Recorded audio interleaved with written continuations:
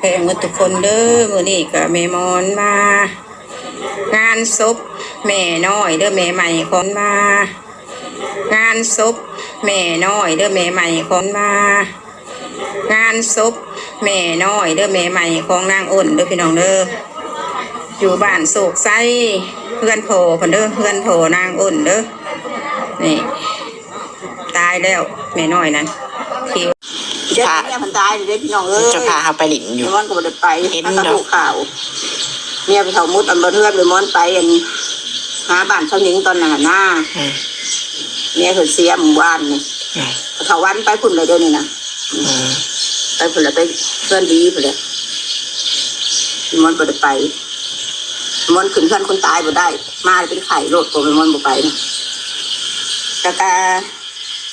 บ่มดก็เลยมอนขึ้นเพื่อนคนตายบ่ได้มาเป็นไข่โลดตัวไปมอนบ่ไปนะแต่ก็บ่มดก็เลยมอนขึ้นเพื่อนคนตายบ่ได้มาเป็นไข่โลดตัวไปมอนบ่ไปนะแต่ก็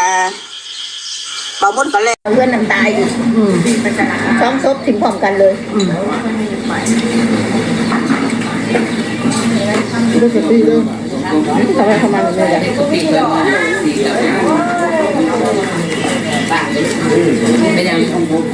ี้ไม่ยังใส่ข้าวหรอ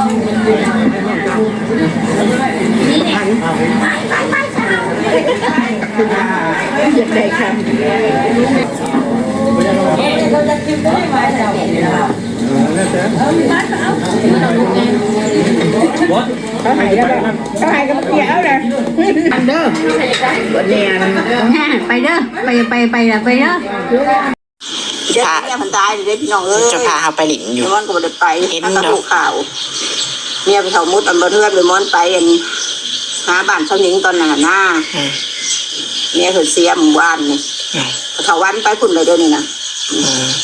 ไปพุ่นแล้วไปเพื่อนดีพุ่นเลยมอนบ่ได้ไปมอนขึ้นเพื่อนคนตายบ่ได้มาเป็นไข่โลดตัวไปมอนบ่ไปนะแต่ก็มอนบ่ได้ไปมอนขึ้นเพื่อนคนตายบ่ได้มาเป็นไข่โลดตัวไปมอนบ่ไปนะแต่ก็สิทายืนถ่ายข้างนอกบ่ได้ขึ้นเพิ่งเด้อพี่น้องเด้อเพราะว่ามอนบ่ได้ถือภายนี่เนาะเขาก็บ่ได้ขึ้นไปฟังเทศฟังธรรมเด้อ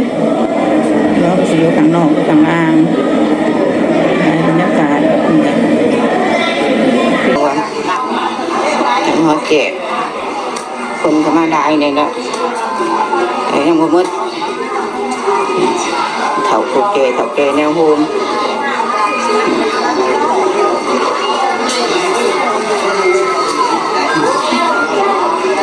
บริจาคอยู่ไซบ่เฮาอยู่บริจาคเลยตู้บริจาคเพิ่นอยู่ไสบ่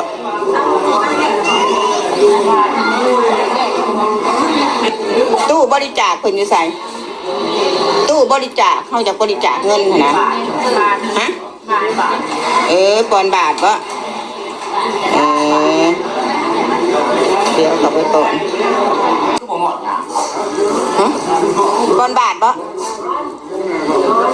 ฮะสิทายืนถ่ายข้างนอกบ่ได้ขึ้นเพิ่งเด้อพี่น้องเด้อเพราะว่ามันบ่ได้ถือภายนี่เนาะเขาก็บ่ได้ขึ้นไปฟังเทศฟังธรรมเด้อเนาะก็สิอยู่ข้างนอกข้างล่างบรรยากาศสิทายืนถ่ายข้างนอกบ่ได้ขึ้นเพิ่งเด้อพี่น้องเด้อเพราะว่ามันบ่ได้ถือภายนี่เนาะเขาก็บ่ได้ขึ้นไปฟังเทศฟังธรรมเด้อเนาะก็สิอยู่ข้างนอกข้างล่างบรรยากาศ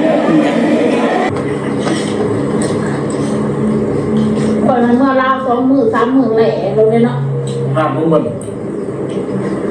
น้ำยังก็อาบเต้าเติมยอดน่ะ